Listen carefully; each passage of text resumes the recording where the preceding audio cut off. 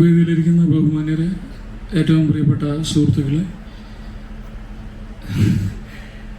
ഭയങ്കര ഫോർമലായിട്ട് സംസാരിക്കാനൊന്നും ഉദ്ദേശിക്കുന്നില്ല. ഞാൻ സംസാരിക്കണമെന്ന് കരുതി ഒരുപാട് കാര്യങ്ങൾ ആനന്ദ് പറഞ്ഞു കഴിഞ്ഞു. അപ്പോൾ ഞാൻ റിപ്പീറ്റ് ചെയ്യുന്നില്ല.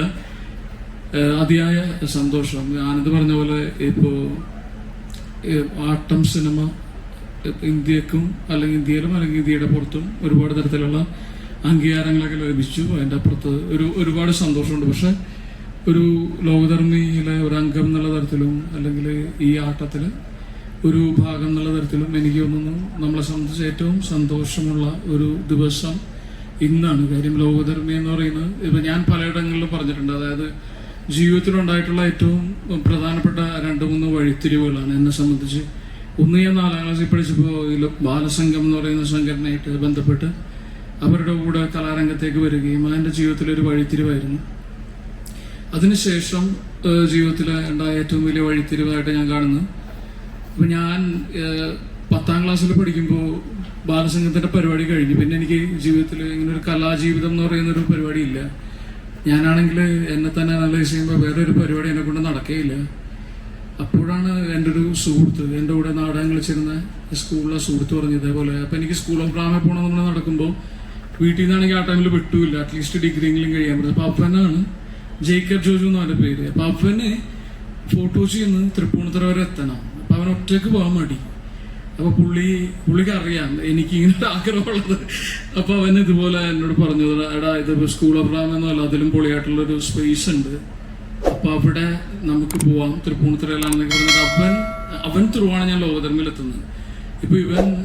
ഇപ്പോൾ ആനന്ദ് ഇന്ന് വാച്ച് കൊടുത്തപ്പോഴും എൻ്റെ മനസ്സിൽ ഞാൻ സാറിന് ഏറ്റവും ആദ്യം കാണുമ്പോൾ ഞാൻ ശ്രദ്ധിച്ചൊരു കാര്യം, സാറിൻ്റെ വാച്ചായിരുന്നു. ആ വാച്ചിൽ എന്തൊരു തൊങ്ങൽ പോലെ ഇങ്ങനെ തൂങ്ങിക്കിടന്നിരുന്നൊരു വാച്ച് എനിക്ക് ഓർമ്മയുണ്ട്. അപ്പോൾ ഞാൻ ഈ ലോകധർമ്മിയിലെത്തി.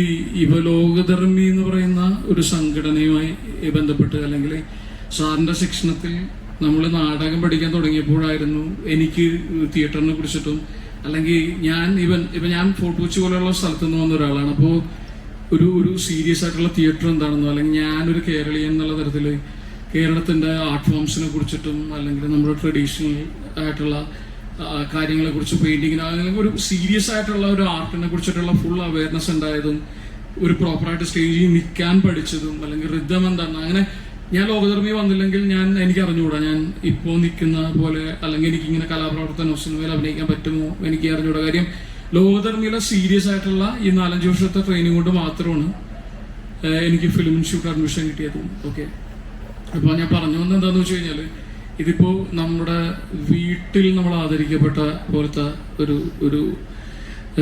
ഒരു മാനസികാവസ്ഥയിലും സന്തോഷത്തിലൊക്കെയാണ്. അപ്പോൾ ആനന്ദ് പറഞ്ഞ പോലെ തന്നെ ആട്ടത്തിൻ്റെ ഒരു വലിയ യാത്ര ഉണ്ടായിരുന്നു. വളരെ സന്തോഷമുള്ള നമ്മുടെ ഹൃദയത്തിൻ്റെ എപ്പോഴും ഞാൻ പല വീട്ടിലും അല്ലെങ്കിൽ എല്ലായിടത്തും പറയുന്ന ഒരു കാര്യം, ജീവിതത്തിൽ ഇപ്പം ഞാൻ ഷൂട്ടിങ്ങുമായി ബന്ധപ്പെട്ട് അമേരിക്കയിലും UK-യിലും ആഫ്രിക്കയിലും ലോകത്ത് ഒരുപാട് സ്ഥലങ്ങളിൽ പോകാൻ പറ്റിയിട്ടുണ്ട്. പക്ഷെ ഈ പുറനാടി എന്നൊക്കെ പറഞ്ഞ് നാടകം ചെയ്യാൻ വേണ്ടിയിട്ട് ഞങ്ങൾ സ്ലീപ്പർ ക്ലാസ്സിൽ കയറിയിട്ട് ഇവിടുന്ന് ഡൽഹി വരെ പോയ ആ യാത്രയുടെ സുഖമൊന്നും എനിക്ക് ഒരിടത്തൊന്നും കിട്ടിയിട്ടില്ല.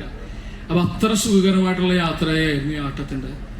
അപ്പോൾ നമ്മുടെ വീട്ടിൽ വെച്ചിട്ട് അതിനൊരു പൂർണ്ണത, ഒരു പരിസമാപ്തി ഉണ്ടാകുന്ന പോലത്തെ ഒരു ഫീലിംഗ് ആണ്. അതിയായ സന്തോഷം. അപ്പോൾ ഇന്ന് ഇവിടെ വെച്ച് ഇങ്ങനെ ഒരു ആദരിക്കൽ ചടങ്ങ് സംഘടിപ്പിച്ച നമ്മുടെ വീട്ടുകാരെ തന്നെ എൻ്റെ ലോകധർമ്മ എൻ്റെ ആട്ടം സംഘത്തിന് വേണ്ടിയിട്ട് ഞാൻ നന്ദി പറയുന്നു. എല്ലാവർക്കും വളരെ നല്ലൊരു സായാഹ്നം ആശംസിക്കുന്നു.